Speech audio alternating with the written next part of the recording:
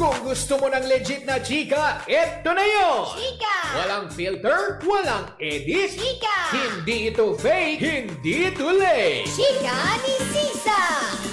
Lahat ng ganap sa showbiz pag-uusapan natin dito. May nag-break, may nagkabalikan. Tara at pag-usapan. Kung ano man ang chika, alam na ni Sisa. Ito ang Chika ni Sisa.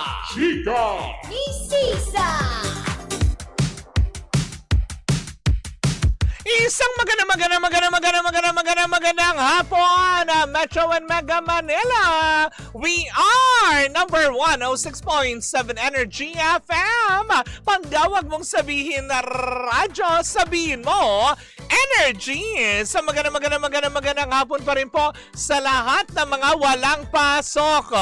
Oo, palakpakan nyo ang inyong mga sarili. Diba? Imbes na, alam mo yun, atupagin yung mga natambak na mga labahan dahil sa sunod-sunod na ulan. Diba? Ayun, nag-out of town, nakakaloka yun, hindi ba? Ayan, saan man kayo, diba, nagpunta, nagtungo, diba, ngayong long weekend na ito, mag-iingat po kayo, ha? At syempre, hangad ko pa din na kayo ay maging masaya nang sa gayon, diba, sa pagbabalik ninyo next week sa inyong mga trabaho, ayan, ay masigla na kayo, ganon. Wow! Diba? Isang magandang hapon pa rin po sa lahat ng mga nagpapaganda ngayon. Diba? Dahil holiday ngayon. It's Ninoy Aquino Day. O, diba? Yung mga nagpapaganda ngayon sa loob ng I Love Cut Encarnacion Salon. Kaway-kaway! Diba? Yung mga nagpapariban ngayon, nagpapagupit, yung mga gustong mag-move on, hayaan yung pagandahin kayo ng I Love Cut Encarnacion Salon sa buong branches nila sa Metro Manila. Diba? Kaway-kaway mga fairy godmothers.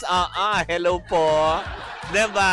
At syempre sa lahat ng ating mga pangga na naghahanap buhay din ngayon, lalong-lalo na sa Pasig Mega Market, Balintawak Public Market, Muñoz Public Market, Agora Market, sa may Murphy Market dyan sa may Barangay San Roque, QC. Hello po sa inyong lahat dyan. Magandang hapon, diba? Okay lang yan. Kahit holiday, ang importante makaubos ng paninda, diba? Nang sa gayon ay happy naman ang lahat, hindi ba? Para mas tuloy-tuloy ang pagiging happy mo, di ba? Dapat pangalagaan pa rin natin ang ating kalusugan. Kung naghahanap ka ng food supplement na purong sangkap at walang halong chemical, eto yan. Ang MX3 capsules. Alam mo ba na about MX3 capsules ay low in sodium, fat-free at cholesterol-free. Nagtatagla ito ng alpha, beta, gamma nutrients na may antioxidants and anti-inflammatory properties. Ang MX3 products ay dumaan sa state-of-the-art ISO certified na planta at masusing pinag-aralan ng mga highly trained pharmacist at microbiologist. Kaya nga naman hindi kataka-taka na umani ito ng iba't ibang awards mula sa iba't ibang parte ng mundo dahil ito'y proudly Philippine-made. At para pa sa iba mong katanungan, pwede mong bisitahin ang kanilang website sa mx3ph.com. Paalala pa rin po natin sa lahat ng MX3 po ay hindi gamot at hindi ito maaaring gamitin panggamot sa anumang uri ng sakit. Sa MX3, dito ako believe. O, diba? Yan, speaking of MX3, sa darating pala na Martes, magkita-kita tayo dyan sa may Mercury Drugstore, Vito Cruz, Makati Branch para sa isang edisyon na naman ng ating Huli Ka Pangga, hatid yan sa atin ng MX3. Dito ako, believe. Isang magandang hapon pa rin po, Kasmot, Anthony Feria. Diba? Walang mga pasok. Sana all. Diba? Hindi. Siyempre tayo ay pumasok. Alam ko mamimiss nyo ang chika ko. O, diba? Wow!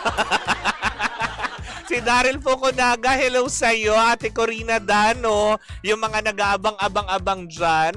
Sila Jerwin De Leon, all the way from Singapore. Tahimik lang yun sa Gedli pero lagi yan nakatutok. I know, diba? Pati si Cathy Amos ng Australia, hello po sa inyo. Magandang hapon. Kasama ng mga naka-duty ngayon dyan sa may Perpetual Health Medical Center sa Las Piñas. Isang magandang hapon po. Ako po si Kapitana Sisa. At eto na ang Chika Honey Sisa. Nako, eto na, mainit na pinag-uusapan ngayon ng bonggang-bongga dahil nga, 'di ba? Nabanggit ni Meme Vines sa isang segment yata ng Showtime, 'di ba? Na sila nga daw pala ay lilisan na. O, 'di ba?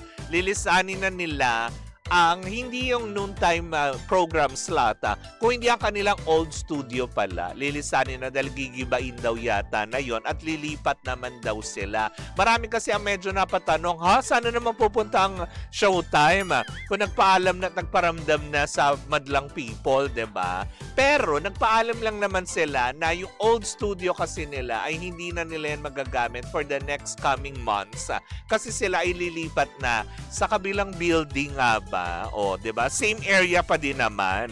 Hindi naman yung talagang sabihin mong aalis para iwanan, para magpaalam na naman. Walang ganoon, 'di ba? Happy pa naman ang pamunuan ng GMA7 sa kanilang block time partnership with Showtime, with ABS-CBN, 'di ba? At patuloy din naman itong kahit papaano nag-aangkat ng kabuhayan, 'di ba? Not only for the Showtime program, but syempre sa network itself, 'di ba? It's a win-win situation, 'di ba, ng bongga. Kaya nga naman nagpasintabi yata at nagsabi, ayon sa akin chismosang kapitbahay, mukha daw yatang nagpaalam na nga, 'di ba? Nagpaalam sa madlang people, nalilipat na nga sila, hindi ng istasyon, kung hindi ng studio lamang. O, 'di ba, na nakakaloka. Agad naman nagpanik yung iba na parang sabi, sana naman sila pupunta. May mga ganong kaagad na 'di ba? At least maayos na nagsabi, 'di ba? Kasi yung mga nakasanayan, yung lalo pat yung syempre yung mga everyday audiences nila, 'di ba? Yung nakasanayan nilang studio ay malilipat sila sa ibang studio na in the coming months. Kasi nga daw gigibain na nga daw yun. Hindi lang natin alam kung yun yung parte na yung studio na kinabibilangan ba nila, yun ba yung parte na naibenta nga ba na property, 'di ba? Na kung kaya't kailangan na nila ding lisanin 'yon. Kasi yung iba medyo nagtaka na parang, saan kaya sila lilipat doon sa pinagagawang 'Di ba may pinagawa silang state of the art parang facilities? Tama ba ako? Sa Bulacan ba 'yon? 'Di ba? Parang Bulacan ba? 'Di ba? Mag-comment nga kayo kung tama ako ng dinig ng chismis. Sabi niya baka sa binebentang bakay ni Vice sila lilipat. Hoy! Grabe ka naman, dalo po ko naga, 'di ba? Sabi ni Ate Corina, kasama pala yung studio nila Kapa sa balita na mga entrance nila na close na. Wow. 'Di ba? Baka yun yung portion kasi 'di ba?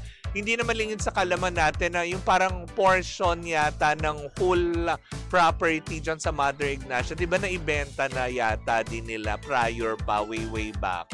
And baka yun yung yun yung isa sa mga nasaklaw kung kaya kailangan gibain na, di ba?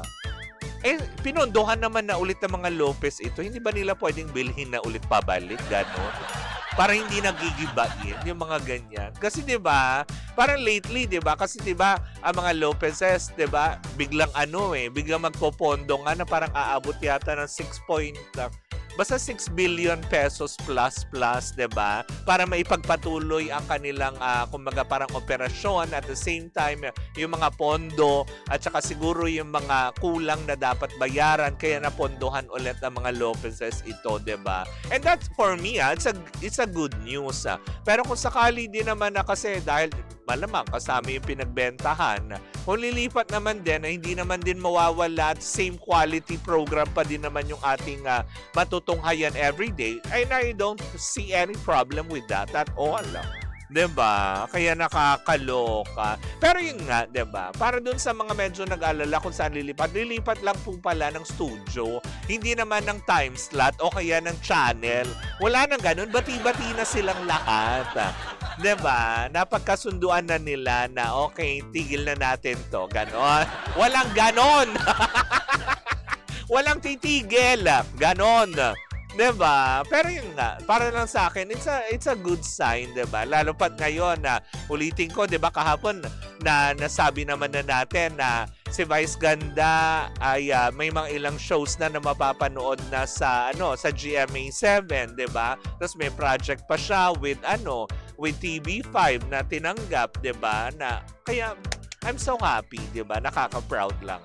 Patuloy lang natin silang suportahan. Sana sa Green Hills na lang sila lumipat para kapitbahay nyo, Kapitana. Hoy! Hindi tayo magdidesisyon para sa kanila. Hayaan natin sila, Jeff Tads Oliveros, 'di ba? Sabi niya, yung may logo ng ABS-CBN Cup sa labas, doon, old entrance nila na close na. Ay, baka nga tuloy na ang pagpapatayo ng mga infrastructure dyan. Wow! Alis alam natin hindi flood control project yung gagawin. O, diba? Alis alam natin kung ano man yun. Pero anyways, yun lang naman din. Walang dapat ipag-alala at wala rin naman dapat ipangamba ang mga showtime, kumbaga parang followers at mga manonood nila dahil studio lamang ang ililipat. Malay ba naman natin, mas mapaganda, mas mapaayos, mas maging okay. Ang importante, tuloy-tuloy pa rin po nating mapapanood ang showtime sa Kapamilya Channels, All TV, A to Z Channel, and of course, sa GMA7.